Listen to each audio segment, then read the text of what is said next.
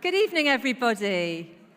Thank you so much for joining us. Would you like to take a seat? Anyone who's still standing? Really delighted to welcome you all here today. And as well as everybody who's here in the room, we've got hundreds of audience members online as well at the same time. I'm Professor Rosie Campbell. I'm the director of the Global Institute for Women's Leadership here at King's. And we're really delighted to have this fantastic panel with us to talk about involved fatherhood following International Men's Day. When I first wanted the Institute to celebrate International Men's Day, I got a little bit of pushback from some quarters because in some senses it has been seen to be quite a controversial topic to celebrate International Men's Day. My real feeling is that those of us of goodwill who believe in gender equality, we should be celebrating International Men's Day. We shouldn't be allowing anyone else to take it over and turn it into a negative thing.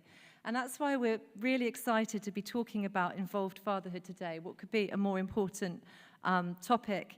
Involved fatherhood is about issues that affect all of us in society. Involved fatherhood promotes gender equality, and we want to talk about issues like mental health, masculinity, all of the issues that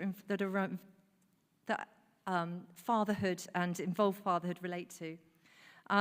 Men play a significant role in creating an inclusive and equal society by actively participating in conversations, supporting women's rights, challenging stereotypes, and advocating for changes that benefit all. In recent years, what it means to be a father has changed dramatically, and this evening we'll discuss the shift and the challenges that fathers face when wanting to be more involved in the lives of their children. We'll also be discussing how involved fatherhood contributes more widely to a more equal society. So many of you will know that during the pandemic, women undertook a disproportionate share of the caregiving responsibilities, but according to the Office for National Statistics, there was a 58% increase in childcare undertaken by fathers. But whilst this statistic is great news, there are still some really big barriers to men being as involved in their children's lives as they might like to. From seeking flexible working arrangements, access to adequate parental leave, and many other barriers and stereotypes that men faced. Tonight, we're privileged to have a distinguished panel of speakers, each bringing a unique and invaluable perspective to this critical conversation. Marvin Harrison is a diversity, equity and inclusion consultant and the founder of Dope Black Dads, a support group and podcast that works to challenge outdated stereotypes about black fatherhood and cultivating a progressive, inclusive community of parents. He started Dope Black Dads on Father's Day in 2018 when he and his friends were sharing their experiences and challenges as black fathers in WhatsApp and Facebook group. We're also joined by Simon Kelleher, the Head of Policy and Influencing at Working Families. He handles the organisation's influencing efforts, boosting the voices of both working parents and progressive businesses to fight for pragmatic improvements in the workplace. Next, we have James Miller, a journalist, author and podcaster. James has worked as a writer for over 25 years and is the author of 2 books, The Gender Agenda and Dads Don't Babysit. He started the @Gender Diary Twitter account with his partner Rosbal, charting all the tiny ways their son and daughter were treated differently because of their sex.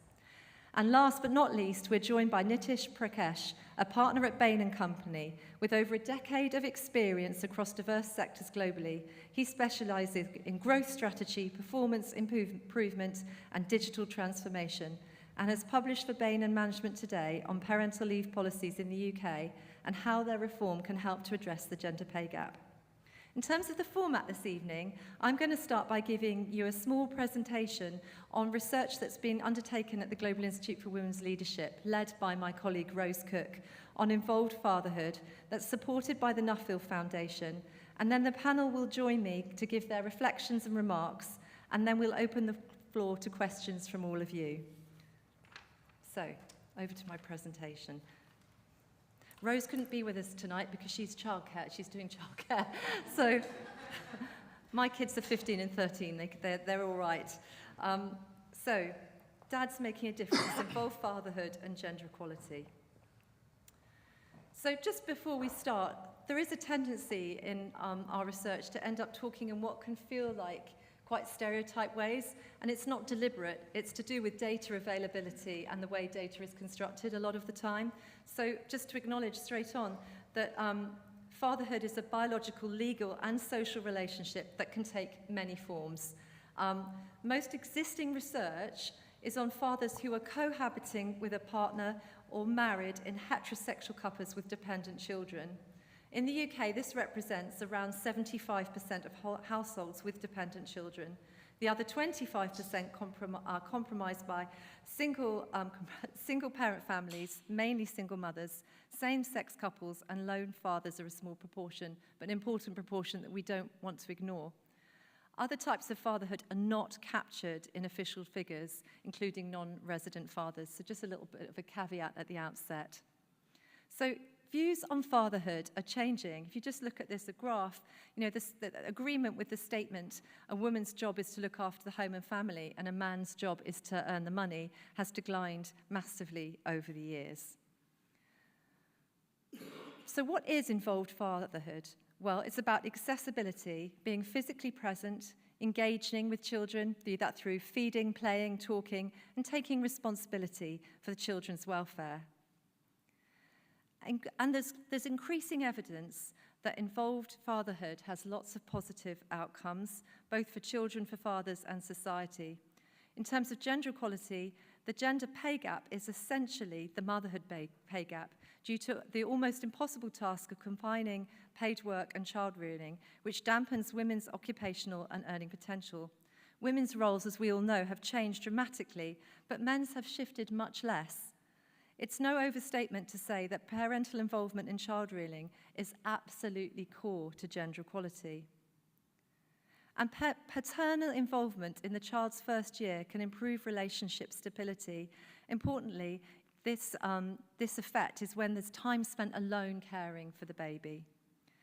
In terms of family health and well-being, there's evidence that paternal involvement is associated with a range of positive outcomes, both for the children and for the men themselves. So being involved in the early months of a child's life is a key factor shaping how involved fathers are in their relationship with their children in later years. The more hours that a mother works in employment, the more likely the father is to share childcare, regardless of how many hours he works in employment. Fathers who work long full-time hours are less likely to share childcare than other fathers. And actually, surprisingly, there's little evidence of attitudes to gender roles shaping the distribution of childcare in families. It's much more about the hours worked than it is about attitudes towards who should be doing what. So what are the barriers to being an involved father? Well, one thing to bear in mind is that almost all fathers who work do so full-time, and men tend to increase their working hours in the period after becoming fathers. And fathers' propensity to work full-time tends to be unaffected by the age of their children, whereas mothers' likelihood of working full-time declines with the arrival of newborns and increases gradually as children reach school age. So research shows that to be successful at promoting involved fatherhood and promoting gender equality, parental leave must be well paid and specifically targeted at fathers. Countries around Europe have been making radical reforms to parental leave, with degendered leave entitlements in Germany and even mandatory use it or lose it leave for fathers in Spain. Unfortunately, the UK lags far behind with its 2 weeks of paternity leave, paid at 90% of weekly earnings. Even at this rate, many fathers cannot afford to take the full 2 weeks, and many aren't eligible.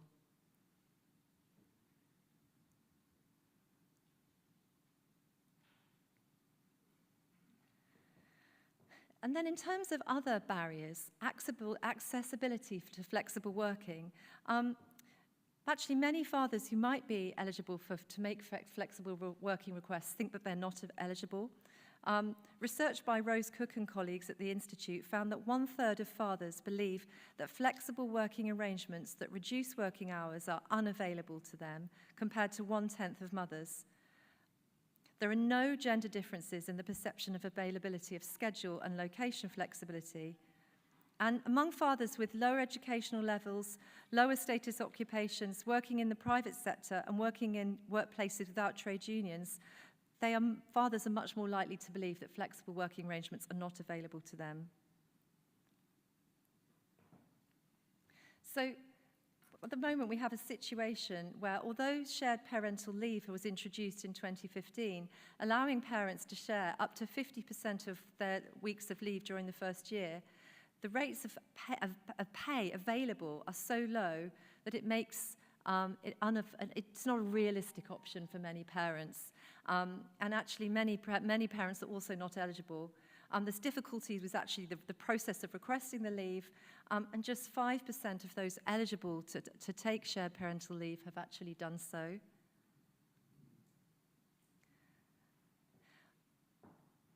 And there's a lot of research that shows that working very long hours is associated with pay and career progression, but not necessarily with increased productivity.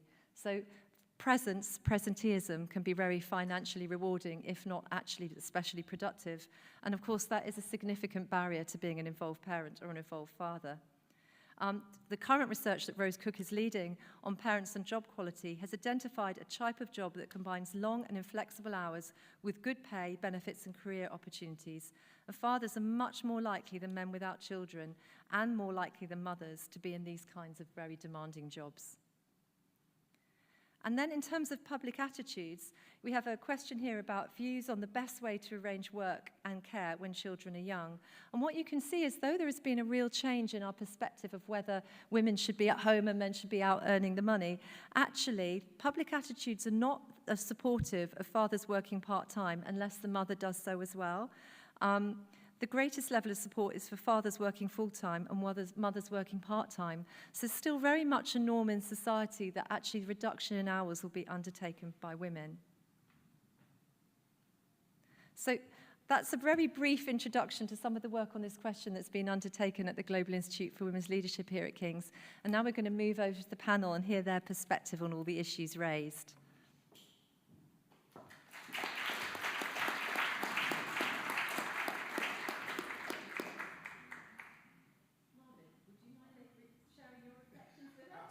Because you said I was first, I looked at you and I was like, I am. My perspective, so I find that insight really interesting. Our parenting group has been existing since 2018, and a lot of the insight has become quite anecdotal because I just listen to men. I'm talking with thousands of men. We have groups in South Africa, in New York, and in London. And the themes, although there are different challenges in each of those countries, there's quite a universal theme in terms of what we've come from into what it is that we're going to. And a lot of men have identified that they're doing this blind. There's very little support from the formal society that they are taking part in. Their relationship with their fathers has never allowed them to have what we call code and information in terms of how you do this. And so inherently, there's a lot of gusto, will, and desire with very little tools. And so we start going backwards and working on the tools part of it. What actually you need to create for yourself to be able to be, well, you have a different framework to us. We say present, active, and loving, which is pretty much the same thing as what you have, which I think is brilliant, actually. You know, something gets validated that comes from your groups, and it's like, oh, it's there written, slightly different, but it's the same. So present, active, and loving is our framework, and present is not just about being in the house. It's also just about if you are estranged and you're living away from your children, how many times are you able to visit? And we have this thing which we do with our fathers, which is to ensure that they build a relationship with the mother of their children, irrespective of historically what has ever happened. And it's a really good test of your masculinity to be able to go into an environment where you may have caused harm and you may have not been your best self, and there may be a story about you, and over an extended period of time, without creating danger, you are able to create an affinity and a proximity to the family that you are now estranged from. That is mission number one. And once you have that, you're able to build fluidity in terms of how you work with your co-parent to create a present, loving, active framework with your family. Thank you so much, Marvin. So Simon, some reflections from you. Yeah, sure. Hello, everyone. So I was struck by what you were saying around there's been quite a change in attitudes over the duration of that survey. But actually what seems to be a major determinant is the hours worked, and just how kind of the challenge we face here, that there's some real kind of structural issues that we need to kind of make progress on. I just wanted to kind of underline some of those to begin with. We know that around a quarter of men aren't entitled to any kind of parental leave because of their employment status or the fact that they haven't worked for their employer for 6 months. And on top of that, some research that we did earlier on this year as part of our Working Families Index survey, we polled lower income households, and we found that 29% of men in lower income households didn't have any access to any enhanced leave either. And just to kind of say kind of what that means is they're entitled to 2 weeks of the statutory rate, which is £172. And if you look at the average salary for men in their 30s, that statutory rate is only 27% of a week's wages. So for a father to take paternity leave, they're probably going to lose up to £1,000 out of their earnings from that month, which, as you can imagine, is a huge amount, particularly when you're faced with a year ahead of you where your partner may be on, well, is very likely to be on reduced earnings, and you're also thinking about nursery and childcare bills in the future. So, yeah, that was one thing that struck me from the research. Thank you very much. Over to you, Nitesh. Thank you. I'm actually slightly embarrassed to be here today, not because you're not a great audience and not because this is not a great venue, also not because I'm not an involved father, or, well, at least I think so. My wife and kids might disagree. But by the mere fact that I've left all childcaring, evening, bed routine, bedtime reading, everything to my wife for my 3-year-old and 1-year-old to be here. One would argue, well, it's one evening, this is important, we need to talk about it. But it's these little things that tend to add up and add up and add up and create the imbalance, create the gap, and more importantly, create the inequity. And Rosie, you spoke a lot about the data and so on, but when you start translating that data into what does it truly mean when, you know, fathers and parents don't have equal rights, if a parent takes out time to have a child and come back to their workplace, depending on what source you believe, depending on what data you believe, it takes about 10 years for the person to recover and to get back at par with the colleagues that they left behind. Did I say that happened only to women? Yes. It happens mostly to women because the men don't take time off when they have children, not because they don't want to, but because there isn't the provision. And that's when it becomes a little bit personal for me. I'm fortunate enough to work for a company called Bain & Company that actually provides equal parental leave, and enhanced and very generous. However, when we had our first child, my wife took time off and she went back to work. Also so happened that her boss and her boss's boss had happened to have their children in the same 6-month period. They both got their promotion, but she didn't because she didn't have enough time on the clock. The second time round when we had our child, she didn't have a job to go back in the country because the organization had gone through a restructure. You could argue that would have happened irrespective. But the reality was that me having equal parental leave didn't mean anything for us at home. It wasn't equal at home, and that's when the inequities start to creep in, and that's when you start making trade-offs and decisions which are just further reinforcing that gap more and more and more. And I think it's very data-driven and very research-driven. Equal parental leave helps address the gender pay gap by nearly 70% for all the reasons that we're aware. It helps you become a much more involved father in the early years, and ultimately it has broader societal benefits. But we're still down to somewhere around 35, 40 employers that offer it today.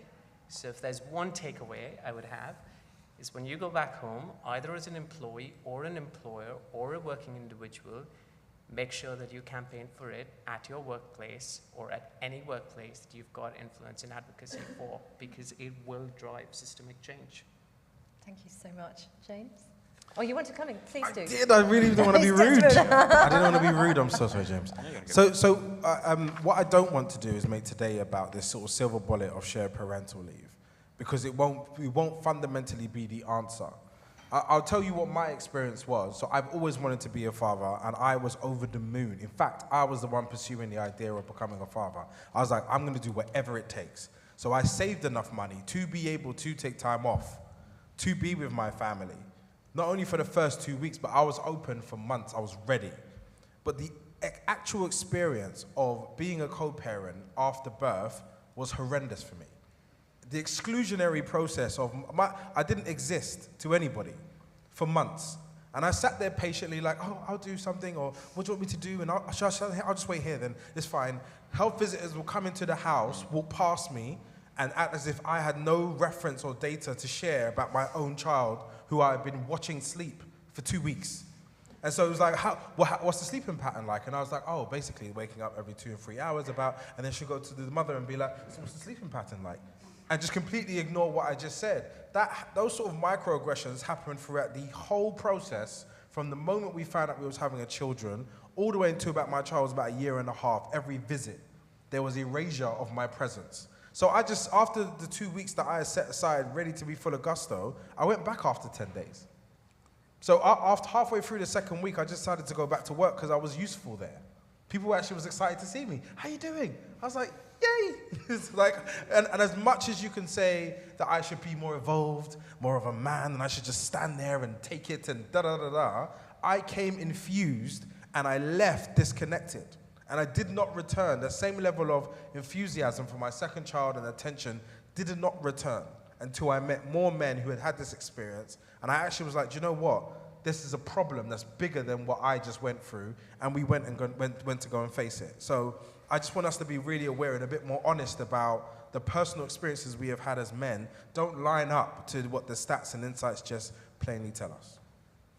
Yeah, I think that's a point I would sort of echo to some extent, although I think SPL, which will always be Scottish Premier League to me, but shared parental leave does have a big part to play if it's done properly. But I think that's right. I mean, that's what the slides showed, right? Which is, what was it? Less than 20% agree that a man's job is to earn money and a woman's job is to look after the home and family, and yet the biggest group say that a man should work full-time and a woman should work part-time. So something's not working, right? Men are saying they want one thing and they believe one thing, and then the other thing is what they're getting.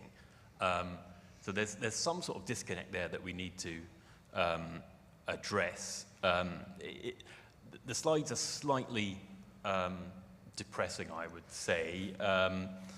You know, I'm not going to plug my book, but it came out pre-pandemic, and you know, it's slightly disappointing that a few years on we're still talking about exactly the same stuff and nothing has changed. But you know, I was thinking about this, and I went back to Mary Poppins. Right, that came out 40 years ago, and it's about a man who is disconnected from his family, who is working too hard, is fundamentally unhappy, and the key to his happiness is getting more involved with his family. And we're still sitting around talking about it. You know, these issues have been going on for a long, long time. By the way, people are waking up to the idea that that's what the film is about, just so you know. Well, yeah. Right now. There is, there is a bit, well, okay. But, you know, the good thing is we're now talking about it, okay? We're doing research. You know, places like, obviously, the Global Institute is doing good work in this area. And I'll just pick up on that issue around shared parental leave, because there's plenty of evidence that, you know, use it or lose it leave can make a difference. But I do absolutely take your point about it being a silver bullet. I've learnt this phrase recently, which is sell the brownie, not the recipe. You know, we can get all involved in how shared parental leave should work, and should it be use it or lose it, and we can talk about phrases like use it or lose it. Look, that doesn't really matter. What matters is we want the benefits of it, which is happier, more productive men, which is women with less physical and mental health problems, which is children who do better at school are less likely to get in trouble with the law, you know, people having better relationships. There is another benefit, which is economic, but I'm increasingly convinced that that's not an argument we should be having or need to have. That's somebody else's territory. We need to be talking about better, happier people. And that's, involved fatherhood can certainly add to that. Well, I think I'd like to just probe you all a little bit more before we go to the audience, because I think from my point of view, being somebody who's into data and research, there's a research from Sweden, for example, that shows that the use it or lose it does seem to make some difference. So if use it or lose it is not going to necessarily create the brownie, what would all four of you, and I think you're probably on my side with shared parental leave, but I won't speak for you. I agree with you about those stereotypes that fathers face, but what else? If that's not the magic bullet, what else would you add? What else should we be lobbying for? Anyone? Can I jump right in? Yes, because please. I don't think shared parental leave is the silver bullet. And I want to be very clear. There is a very big difference between shared parental leave, which is available in the UK and has a financial impact on how you take it, but is available. It's equal parental leave that we're talking about, and they are very different things. Equal parental leave comes from the employer beyond what is statutory and under compliance by the government. And I think what we're advocating, and Rosie, we've spoken about this before, is equal parental leave, Indeed. which is different to shared parental leave. And the only time it starts having impact in households, in broader society, is when majority of the employers are providing it. Because a handful of employers can provide it, and it will help their company, but it will not help the broader working families that we're talking about. Thank you. Do you have an answer? I wish I did. So I think, as you say, where men do have access to kind of that use it or lose it leave, they take it. So that's what we would like to see. I think kind of in terms of sort of this as a policy, it's going to be an uphill struggle. I think we can encourage employers to do it, and there are good employers who are doing it, but we need more of them to do it. But sort of around half of people work for small to medium-sized enterprises. They're not necessarily going to have the sort of finance to do that, because they're already not even offering enhanced parental leave to mothers in the first place. So we do need kind of government to kind of step in, and we do need them to increase the rates of parental leave payments. I said what they were earlier and how they fall far below average earnings.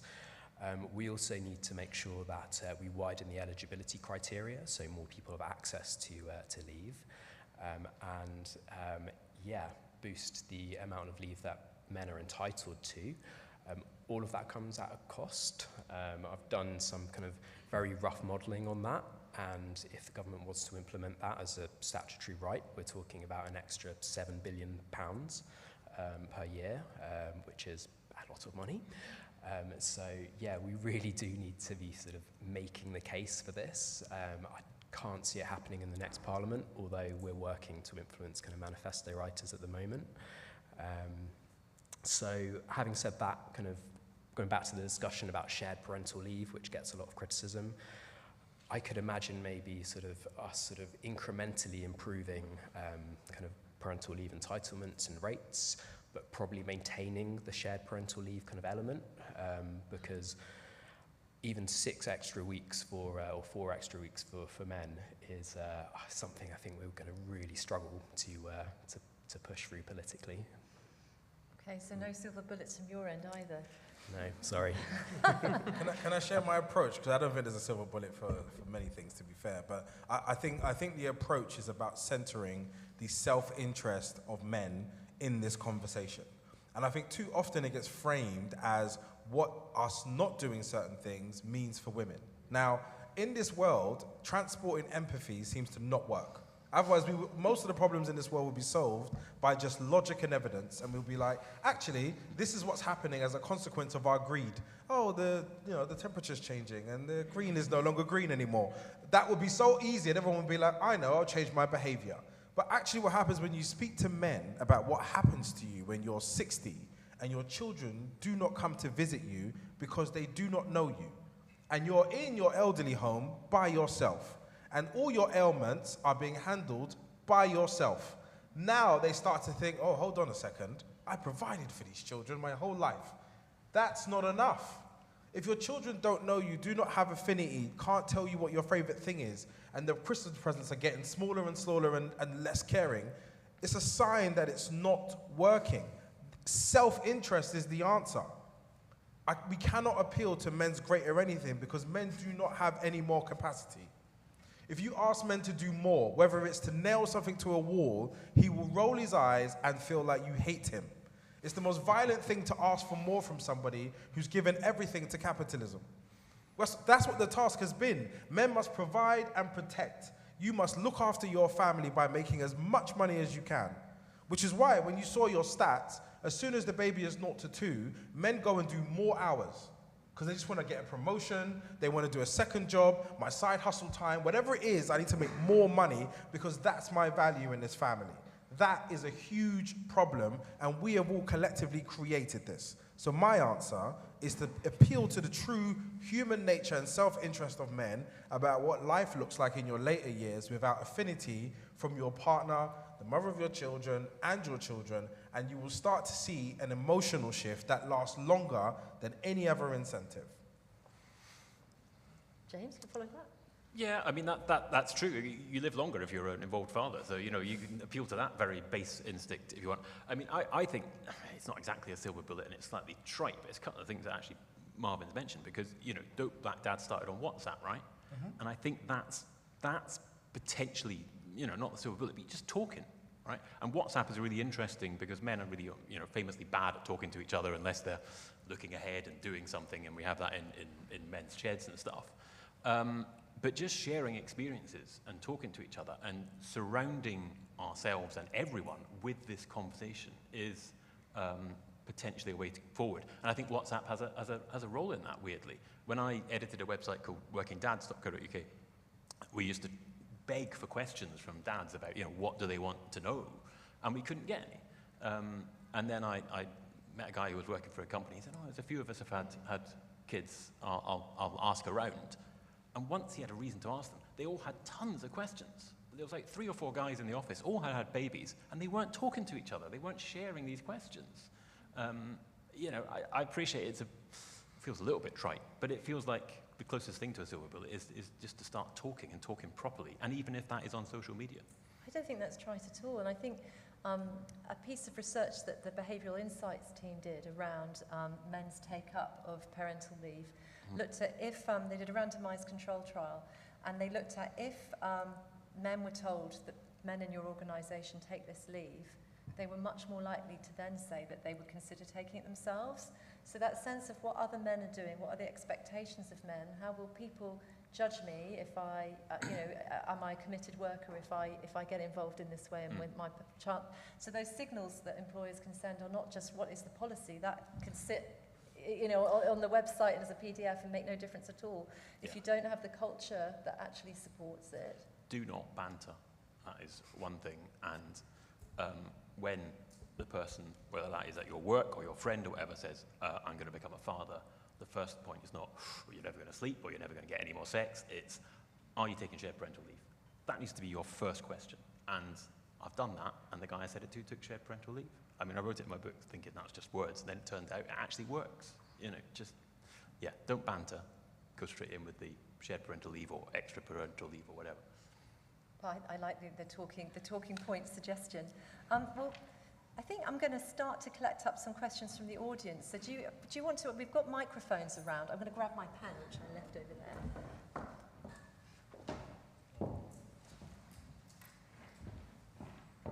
So do you want to stick your hands up? And depending on how many you are, we might take you in 3 in turn. We've got lots. Okay. So I think I've got, we will get to everybody. So the 2 in the front row, the gentleman in the back there in the blue shirt. Yes? Great. So if you could bring the microphone to the front, and then there's a gentleman there. Thank you. Could you say who you are as well before you ask a question? Thank you. Sure. My name's Stephanie Aiken. I run a gender diversity consultancy, and I want to speak to the cost. What you've been saying is getting corporates and companies to implement equal parental leave. I was listening to a panel last week, and the head of an asset management company said quite openly that he hadn't implemented it because it was going to cost too much.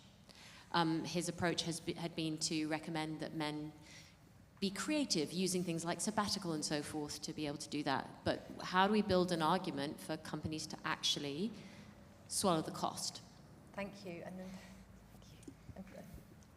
I'm Geraldine Gallagher, and I'm CEO of the Executive Coaching Consultancy, and we are a coaching company specialising in parental transition coaching.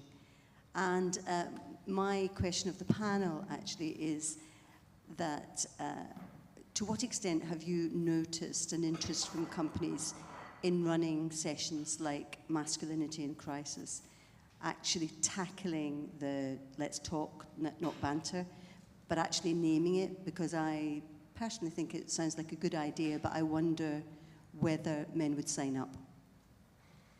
okay, thank you very much.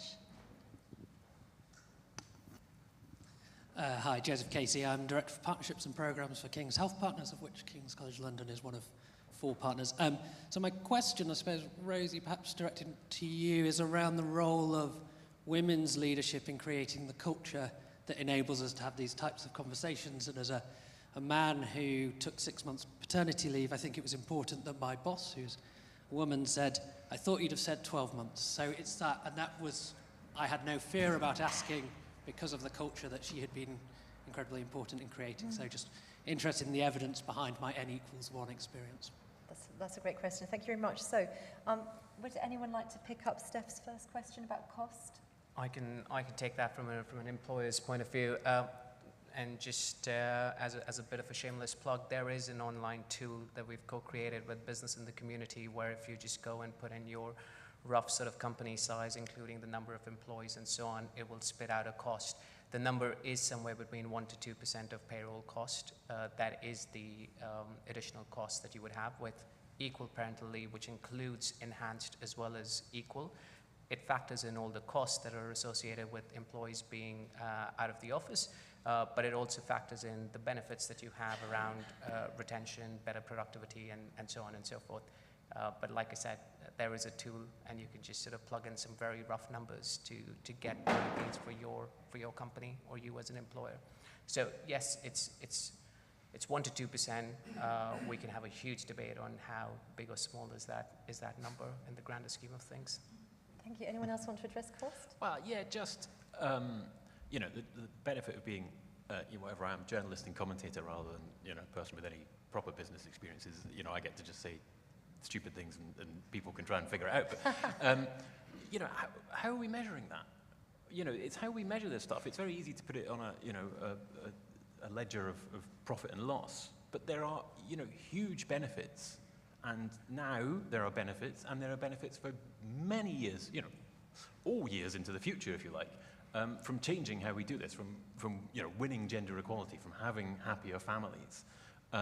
All that stuff has a huge benefit, and I don't know how you measure that, but I think we need to measure that, don't we, to get a genuine idea of the cost, or indeed, possibly, the benefit. Okay, so what about Jardina's question about whether there's an appetite, I hope I'm summarising this properly, whether there's an appetite for attending events on masculinity? I'm challenged by the framing and the language around it, and I think that's where a lot of men disengage. So when we use words like toxic masculinity, masculinity in crisis, because masculinity is a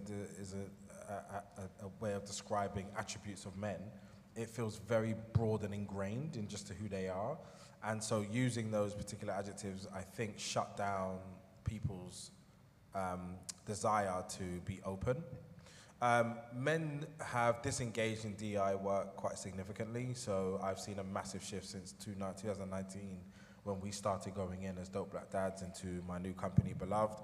We've seen men just completely disengage from the conversation. They don't see a vision for themselves inside the work and the education that's being shared.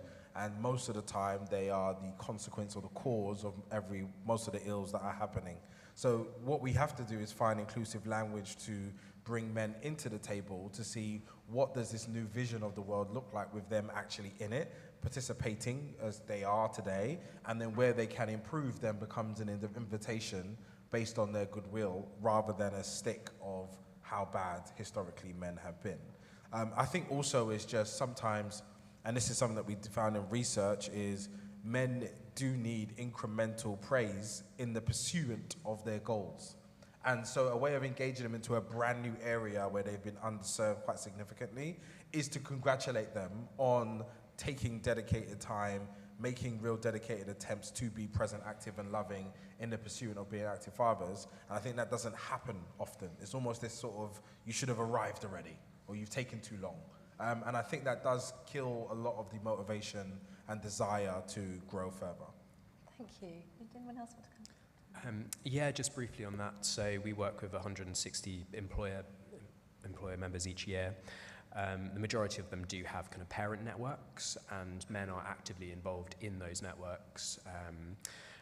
Also, we work with Elliot Ray from Football Fatherhood Music, and he runs a lot of these kind of sessions as well, and talks about the importance of, you know, thinking about kind of what's not to sound too sort of transactional, but what's in it for the men, for the fathers and people to go to those sessions, and sort of, yeah, kind of using the language and the kind of parlance that they'd use, as opposed to sort of coming at it from a kind of D&I kind of lens, to, yeah, get to be talking about the same things and actually sort of be helping them kind of apply it in their own lives.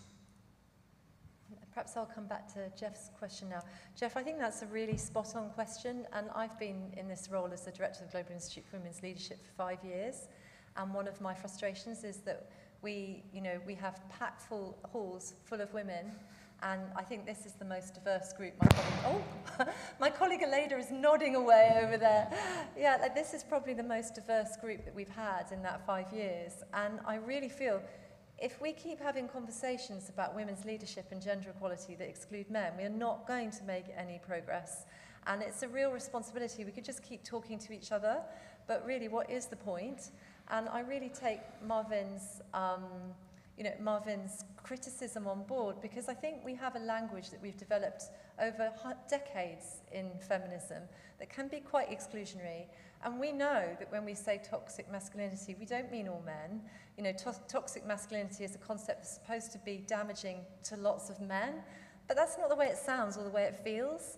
And we need to be prepared to actually say, rather than acting like we're the experts in this space, actually listen more. And I think that, there's a lot of resentment, there's a lot of anger out there, probably on both sides, but we're only going to make progress when we actually find space for sensible conversation. So it's something that I really care about, and something I'd really like us to be doing more of. And I think one of the things a piece of research that I read when I first got this job that really rang true to me was about the construction industry in Australia. And there was this ethnographic study that went into the construction industry, and they looked at, it was big multi-million-dollar projects. They looked at head office and they looked at sites. And what they found is they had exactly the same policy in place in both places. But on site, they had lots of different professional services on site, because these are massive projects. But on site, there was a culture that was very, very toxic. If you were left early for a kid's school play, or you weren't in on a Saturday, you were kind of publicly named and shamed. And what happened on site was women exited the industry, and men had massive rates of mental health problems. The men didn't feel they could exit. They felt they just had to suck it up and not talk about it, internalized it. And I really thought, a toxic workplace is toxic for men and women. We might, all the intersectionality that involves there as well. But unless we actually think about the differential impacts, we're not going to make things better. That's my view, Jeff. But it's a work in progress. We've got a long way to go. Can I just say, because I think what's beautiful is that you've equalized the conversation by sharing an agreement and an understanding of my point of view. And I don't want to diminish the impact that bad men have had in the lives of many people in this room and beyond. And I think that's something that I know you obviously understand as well. So I think it's really important that we've spent now, because my mum was involved in these movements in the 80s and 90s, and we spent a period of time of finding language for women, which has been incredible. So I was raised in a matriarchal home, so in the kitchens is where I learned who I needed to be as a man to create that space for the future generation of women. And so this language is being engineered for a very long period of time. These movements and these systems to counteract bad men have been developed. But at no point have we ever thought about what does it look like to integrate? What does it look like to sit around the table and coexist How do you redesign family? How do you redesign relationships? And many of us are still operating off of these old ideas in this new time, but we all have these individual new ideas about what we want, but it doesn't necessarily mesh very well. And I think in that clash, we're seeing lots of disconnect in our society day in, day out. And I think I would love to create spaces, and this is what I actually do anyway, in my house or in the rooms that I hold space in. We try to break those things down. And every single personal contract is created from scratch. There is nothing pre-written just because you're a man or you're a woman. Your individual capacity can be designed on who you are and what you want for yourself, not just because you're a woman, you should. And as a man, I should. And we've seen a lot more success in a very small way. And at some point, we would love to find vehicles to grow that in a much bigger, comprehensive way. Thank you. That's very powerful. I think I might abuse my position just to ask a little question of the audience because you've made me think about that, Marvin. Research we've been doing at the Global Institute with Ipsos, the polling company, over a number of years. The first time it happened, I thought it was a bit of a blip, and then it happened again and again. Younger men actually feeling more hostile to progress towards gender equality, more hostile about the concept of feminism than older men. And we can see that kind of trend amongst a minority, we're talking about 20%, but a significant minority of younger men. So we're not talking about fathers, but maybe fathers of the future. And does any of the panel have any thoughts about what's driving that? It's a big question. No, I do, but I would like to leave space for others. Well, I suspect there's probably something around, sort of the perception and, well, kind of real perception that things are perhaps getting harder in terms of kind of housing and the kind of the milestones that you envisage that you'll be on and your journey. I mean, there's a few kind of unhelpful sort of social media influencers who are kind of won't name because I don't want to amplify them and their message. But yeah, that's what I would suspect would be the case. I think it's a very interesting question, and it goes back a little bit to the question that Jeff asked as well. And Rosie, it's also hidden a little bit in why did you get pushback for this event? Because it was for men, and that means that it's not for women. I think there's a general tendency to jump to conclusion that if we're doing something for one group, by default, we're excluding all the other groups that are not a part of that group. And while that may or may not have been the case, it's not a case of or today, it's a case of and, right? So it's not just because we're celebrating International Men's Day, does not mean that we're doing it at the expense of something else and we're not doing it at the expense of something else. And I think generally the unintentional sort of conclusion is if it's for them and not for me, that means there's nothing for me and thus I'm hostile towards what's happening. But I think we just need to sort of get into the space around it is okay to put differentiated effort in differentiated pockets because we're trying to all equalize it. And just because I'm doing something for one group or one definition of segment of people does not mean that I'm not doing it for the others. It's a strong analysis. I mean, fundamentally, you've just reminded me of some of that research that Jewel have done, which is really depressing, isn't it, about how much what men think about equality. I mean, fundamentally, no, I don't really understand it, and that's my failing. I absolutely accept that, but partly it's because, I'm signed up to a gender equality agenda, and consequently, as you say, we need to get sort of everybody on board. I think part of it, I keep coming back to this at the moment, is sort of measurement, is how do we measure success, and partly of it is economic, particularly since the crash in 2008, and I did a debate once which was for women to succeed, men must fail, and I was arguing that is true, and I think because the metric at the moment is, success in terms of money and how we measure success in work, then yes, men need to fail on that basis. I failed on that basis because I've done flexible working and I've worked part-time and I've had far more time with my children. But I'm quite happy being a failure on that. You don't sound on like that a failure basis. to me. Well, I am by a wider metric, but I'm fairly happy with that. But I think we need to think about what is success and what is failure. Marvin? I just think if you're 17 years old and you are a digital native, your introduction to this conversation is one side of one gender speaking to the other gender about, you know, what they feel is correct. And I actually have, in my family, I've had this occurrence, and it was frightening to hear someone who's actually related to me at 17 tell me his views on women. And it was actually, I don't want to say things because we're streaming, but it's a lot. And you know, when I sat with him long enough, what it came down to is he has picked up the rhetoric from both sides and believes that women are against him inherently. And actually there's someone to navigate. You have to know how to manage them or get through them or past them or around them, because it's like coexisting with them is almost out of the question. And that's not just, you can't just blame Andrew Tate for things like this. I think we live in this vacuum where we think one man on the internet can guide all of our children at once. It's the conversations that we allow that permeate in our own home and our spaces, the jokes that we let fly. And we think that laughing at men is punching up, and so it's okay. And it's like, your sons hear that, because that's who comes to my group. So by the way, in our group, whenever we try to do something, our audience is always about 64 to 68% women, always. If we do podcasts, stats, whatever it is, our social media following, which is about 200,000 people, is predominantly women learning to try to understand men. And I love them for that. The men don't take that level of care and look and listen to what women have to say. They just never would. But women do it all the time because they want their sons to be healthy. They're trying to understand their partners. They're trying to understand the men around them, around us. And I think that that's a really beautiful, loving thing to do. But I tell you now, the conversation and dialogue that goes around for young people does not allow them to develop mature, healthy attitudes towards women.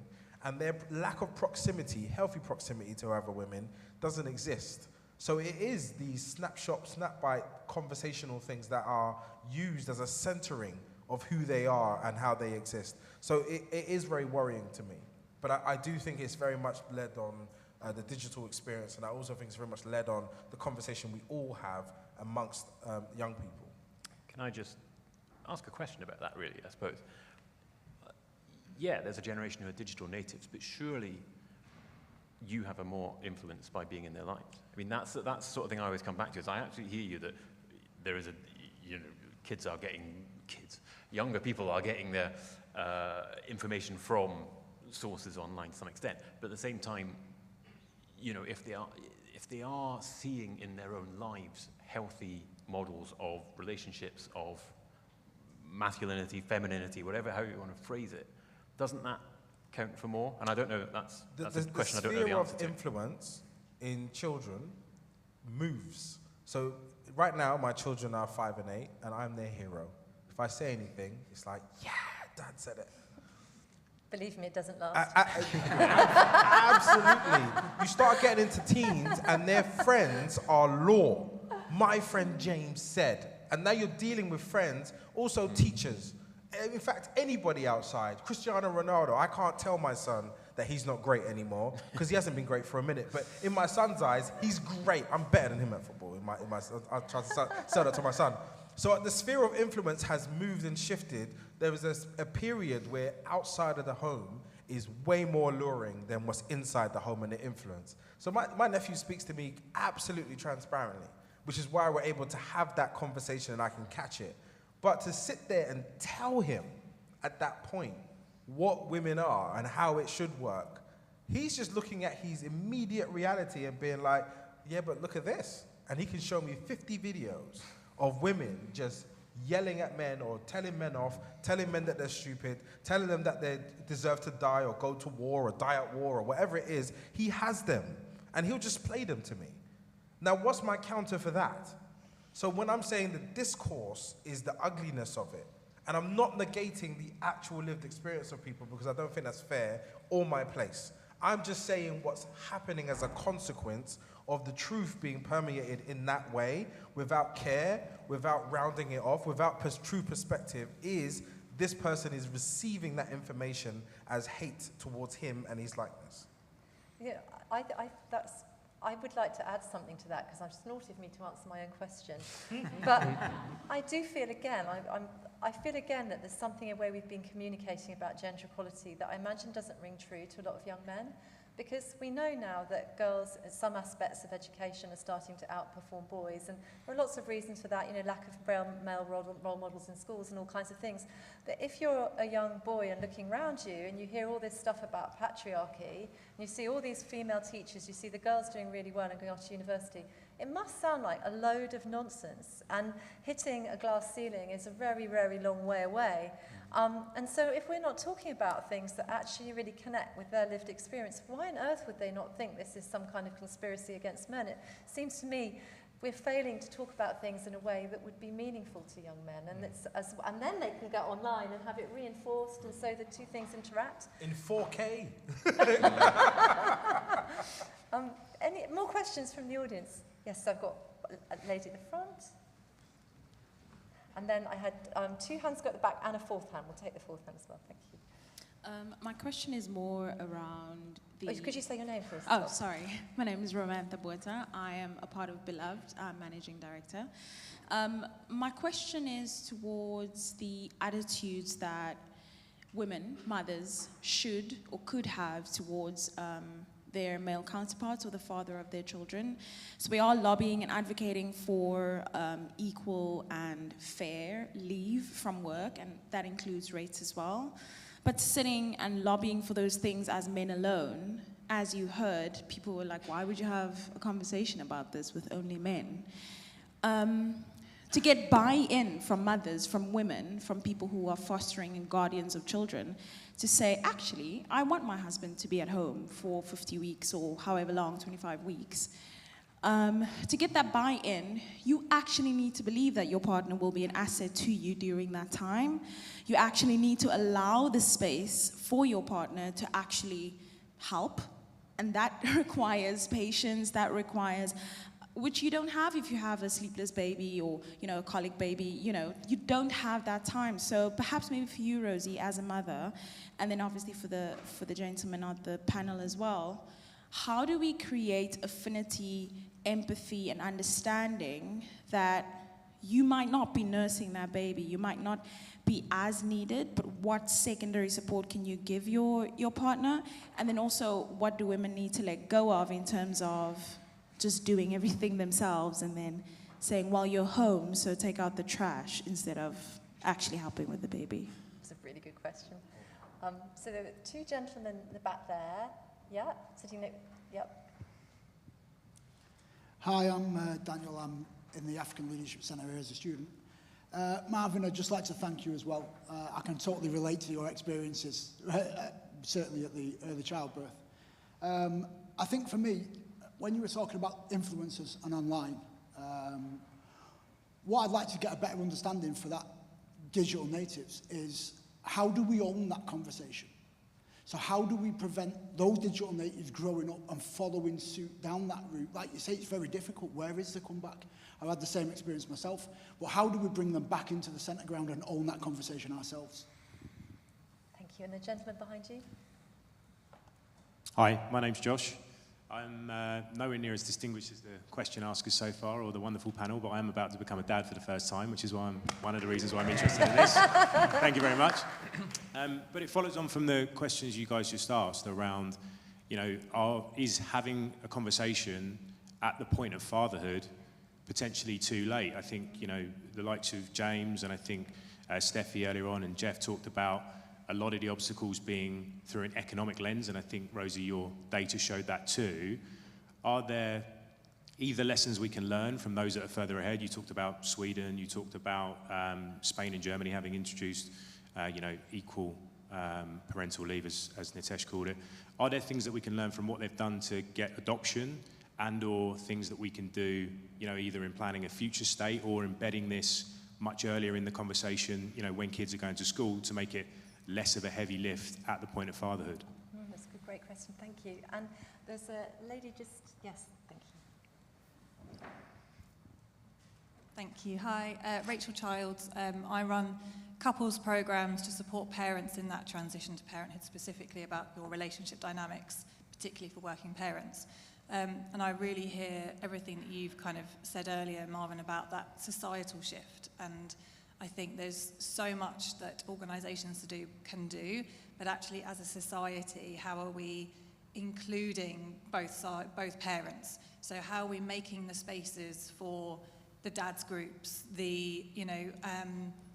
including dad in the conversations when they come into the room at rhyme time at the library, not eye-rolling when, the dad's done something wrong at home or not done something that they should have done, and stop this kind of man-bashing that is allowed in women's spaces, that, when mothers are moaning about what their husbands haven't done. And I really feel that in those mother groups as well. It's always the blame is on the dads for not being good enough.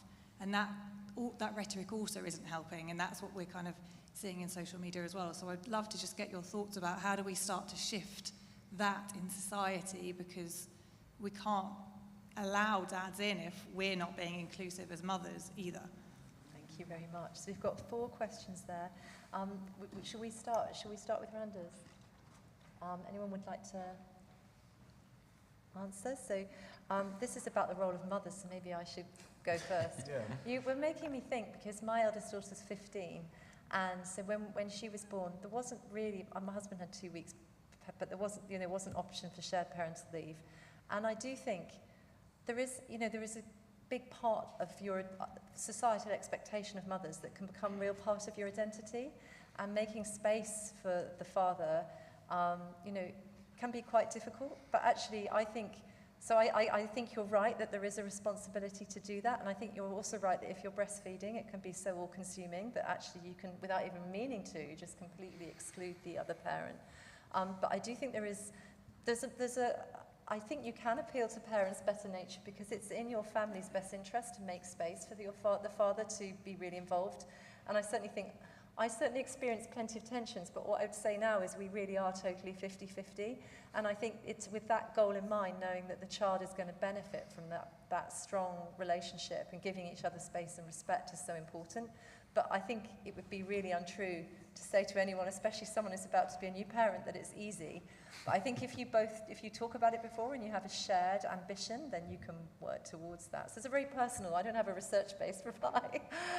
Would anyone else like to? Yeah. Perhaps maybe Marvin can add on the cultural aspects of what it means to be a dad, because that also speaks to masculinity. So, for cultural African traditional men, that might not be sitting there with the bottle feeding your baby, might seem demasculating or So how do you speak to those things? Well, I'll start with this idea of how male parenting is just fundamentally different. And the way that we engage with our children may be rough play. Like, I think every mother has seen their child precariously hanging in the air off of one hand. I've done it a million times, and then looked over and seen their mother looking at me like, do not drop my baby. But for me, it's an art form. No, but for me, it's an expression of how I wish to engage with my children. And I think often that value, that input into family isn't measured successfully in the same way as nappy changing and bottle feeding. And my ability to burn out their energy, or deal with their incessant rough play, or deal with their questions in a particular way, or be able to get them to go bed on a sentence is an art form that lives in masculinity, our ability to do so. I always saw it as whatever is needed, it's a division of labor. And, it's not to say that you can only do this, and I'm the only one that can do bedtime. But it's like, if we need bedtime to happen, go to bed. And it just happens. It's lovely. But also, if we need care and they hit their head, they will run past me. They will run through me to get a hug from their mother. And that sometimes is quite difficult to take. It's like, well, I do this too. I hand out hugs. But at the same time, I know that there's a fundamental need that they have that goes above and beyond my expertise. And I feel like we've made this heavily gendered. It's actually just energetic, because there are men who can care better than their partners, because energetically, that's just their disposition, and it actually works for them. And I think because we've gendered it, it's like men do this, women do that, and we miss out on the nuance. When we start talking about black households and African households, and black and African are different, by the way, just for everyone just to know. And we look at the division of labor and the roles that are playing in those families, and it's fundamentally different. Also, having a black family, an extended family, my aunt is my second mother. She can play my proxy to my family at any time that I need her support. It means we have layers and layers of support and eyes on family watching us in comparison to a more Eurocentric family, which is mum, dad, children. That's your family. And I think that these cultural customs that are not just specific to blackness need to be looked at and studied to see how, when we're building a family, what tools can we take from other places to make it much more workable.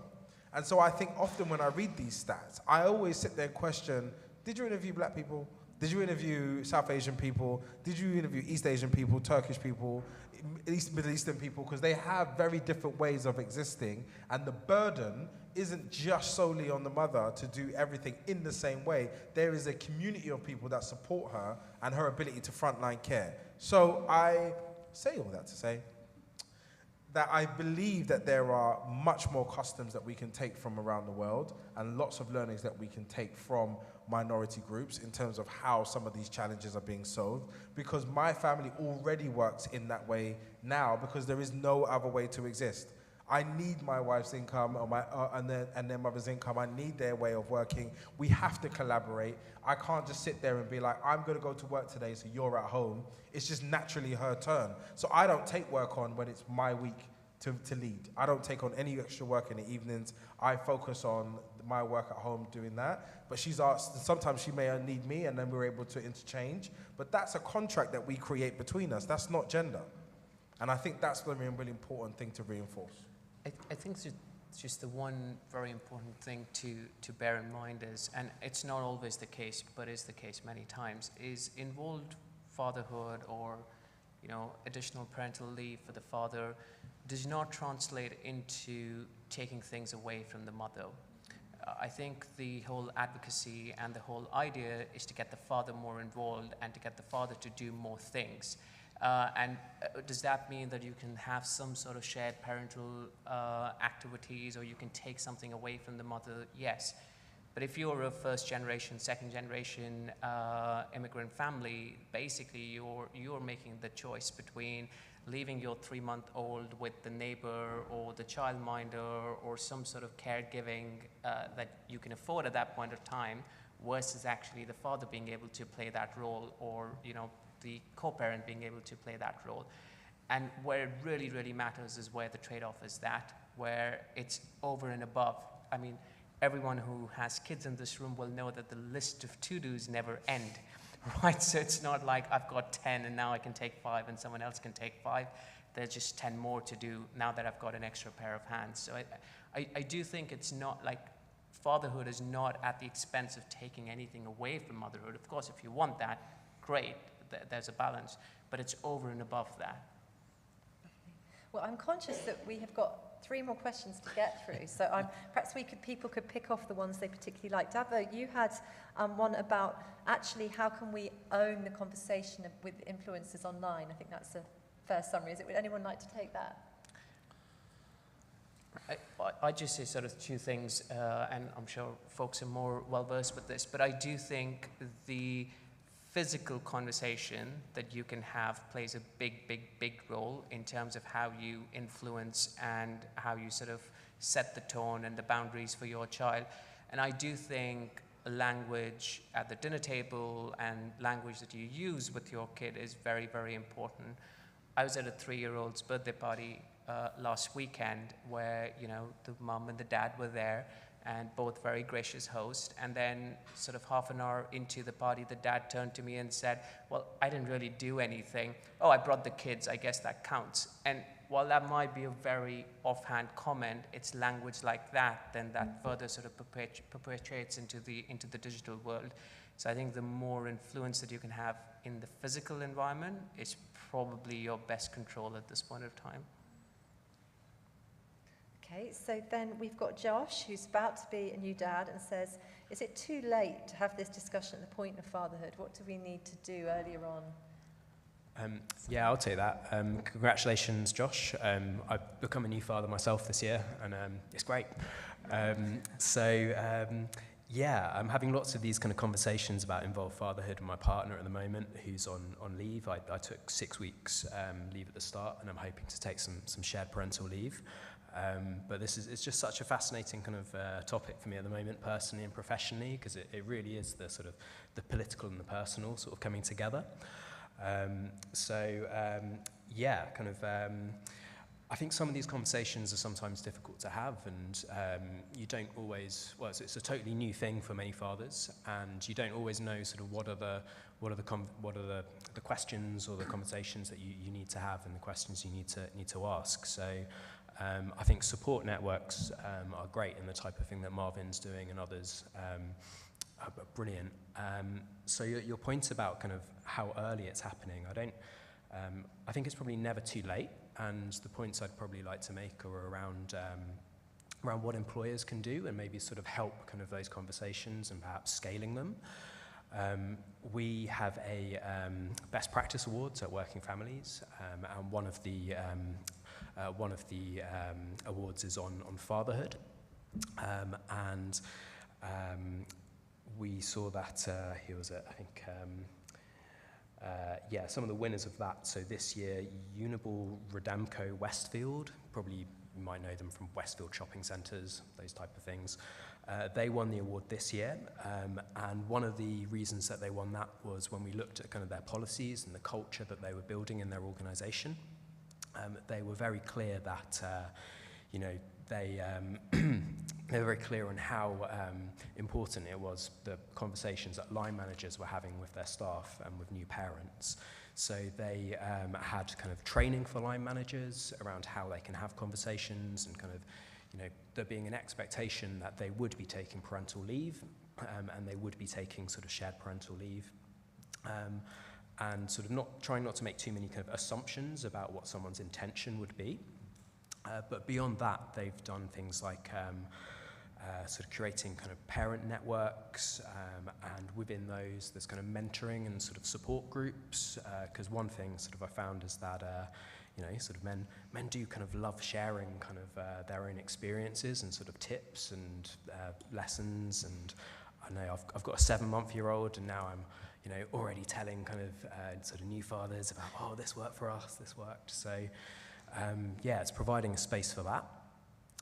And they've done things like got a new parent hamper, and kind of in that there's things that are kind of targeted at new parents,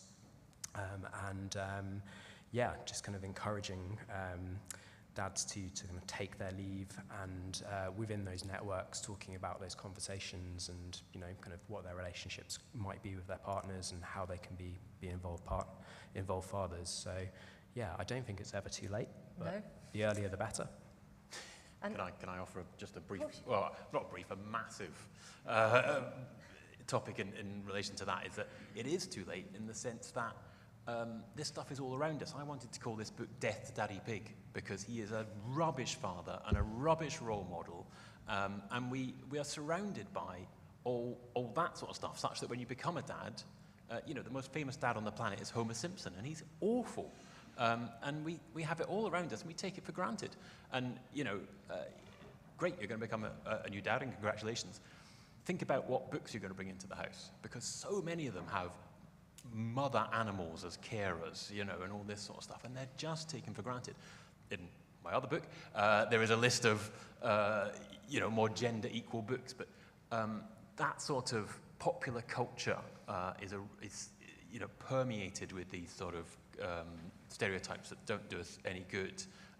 So it needs to start then, and one of the asks in that book was for better sex and relationships education, to teach children from the earliest point what it looks like to be a man, a dad, a partner, and so on and so forth. So I think there's a huge piece around stereotypes and culture that we need to tackle. I mean, I don't know how we do, because that's a big one, but we start by keeping an eye on what our kids are watching and reading and such like. Just on that, James, Daddy Life, the kind of website, I know they've been involved in a project recently that I think they're launching later this week, which is introducing a kind of new children's character. and part of a book or an animation where, it's kind of directly aimed at challenging that stereotype. Well, I'm told Bluey is fantastic, but my kids are a bit old for it, but I'm told Bluey is a great role model. Okay, great. But yeah, I think Peppa Pig is one which, you don't want to be, you don't want to be taking a... And we had a last question from Rachel. I know we've gone a couple of minutes over time, so if the panel have an answer, could you make it really short? And Rachel was talking about how society makes space for involved fathers, and particularly the rhetoric that mothers sometimes deploy, which can be quite anti-men. And I suppose what we can do about it, I mean, the first thing is we should stop it. Any comment from... I just think my parenting in mothering specific is very hard, and I think it's a release, and it's someone that's visible to take a target on, so I understand it. You're right, it does need to stop, but I do think the way to permanently stop it or stop it long term is for men to be closer to their co-parent, and that then creates a different shift. Or you have to create an agreement, as I said, a contract before, as to what that division of labor actually looks like. And so you're able to hold that other parent to account to what they're contributing. It may not look exactly the same as what it is that you're doing, but I would say that the actual heist is that the caring part is the best part. There is nothing better than when they look up to you as an answer for their vulnerabilities, and they look to you and they hug you. My daughter coming into my bed is the best part. And the fact that she feels comfortable to do that, and I might get a slap in the back of the head with her elbow, but that for me is the most loving experience I can remember. It's my favorite experience, but that wouldn't be possible if I didn't have that proximity. But I don't want to tell women what to do, ever. It's just a fundamental part of how I exist. I can invite, I can advise, I can share, but I don't want to tell women what to do. It's a question as a part of the and of what you've created so far, because let's be honest, you've changed the conversation about how men view you wholeheartedly. Irrespective of what you may feel in a day-to-day experience, it's still tough, but I don't know any man now that is comfortable sitting there being that version of man from 10, 15 years ago and will say it openly. Everyone whispers it like, ha ha ha, it's a little joke. And then they have to be very quiet because they're like, I know that this is a joke, but I can't actually say this and it's a wrong thing to say. That awareness, the fact even to do that is progress. So I hope you see the progress and feel it. I really, really do. I really do. And whatever you come up with in terms of your answer for what you would like from us and how we can be involved, we're all ears. We're all ears. But I do appreciate the advancement of the conversation because it's made all of our lives a bit better. Well, I'd like to thank you all and everyone online for joining us tonight, and I'd especially like to thank the panel for this fantastic conversations. Let's give them all a round of applause.